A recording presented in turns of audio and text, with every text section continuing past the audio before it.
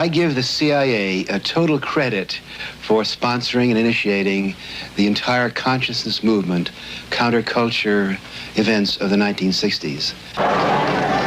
History will judge the role of the CIA and other intelligence agencies in unwittingly contributing to the counterculture of the 60s. Well, because this is a radio show where we play music and stuff like that, I am focusing on culture creation from that aspect.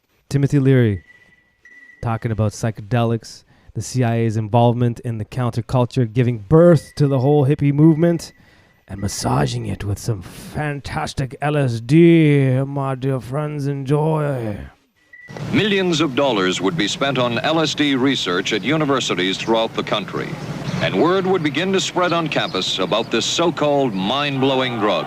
And suddenly, there was the counterculture of the 60s. I give the CIA a total credit for sponsoring and initiating the entire consciousness movement, counterculture events of the 1960s. Dr. Timothy Leary, the 1960s Johnny Appleseed of LSD.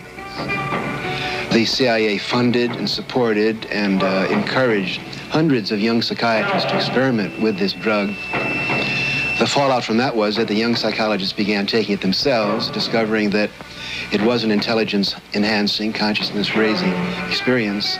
I know that some of the studies in which the CIA had supported used as subjects people who later became strong proselytizers of LSD. So in that sense, yes, I think it did sustain the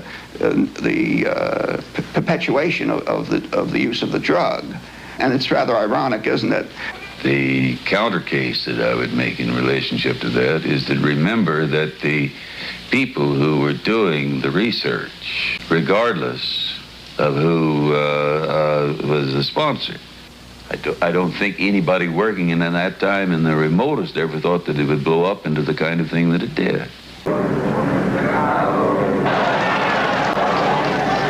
History will judge the role of the CIA and other intelligence agencies in unwittingly contributing to the counterculture of the 60s through their intense interest in LSD and other hallucinogenics.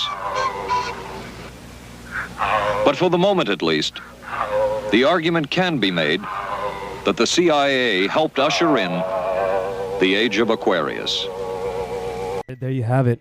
That's Timothy Leary telling you straight to hell up how involved the CIA was in massaging the counterculture revolution, supposed revolution of the 60s, and how LSD was obviously used as a part of it, as part of the MK Ultra experiments conducted amongst the teenagers of the time. Now, why would they do such a thing? I mean, that's something that we're definitely going to get into a hell of a lot more on the study of stuff. So obviously, if you're interested in that subject, please tune in. Really important to go back and watch that clip again, because I mean, it really spells out a lot of stuff. A lot of times, oftentimes, you're told you're a conspiracy theorist if you say such things. But clearly, there was a connection between the CIA and the counterculture of revolution of the 60s and the whole hippie movement and the whole anti-war movement. And if you really look at it from that perspective, like the anti-war movement, what does that really mean? I mean, if you go read Dave McGowan's book, Strange Scenes in the Canyon, you'll see that he illustrates very clearly with a lot of evidence that there were quite a few individuals already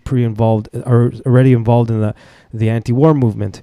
And then all of a sudden, out of nowhere, these hippies pop up out of nowhere, and then they start talking about all this peace and love stuff, and then sex, drugs, and rock and roll, and tune in, drop out, and all that stuff.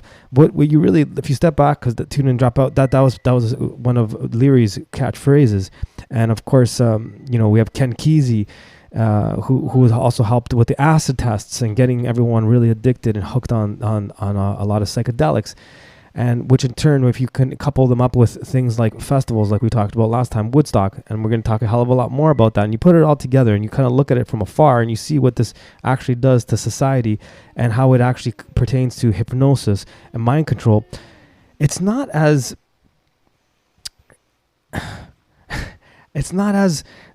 nice and peaceful as you think it is. We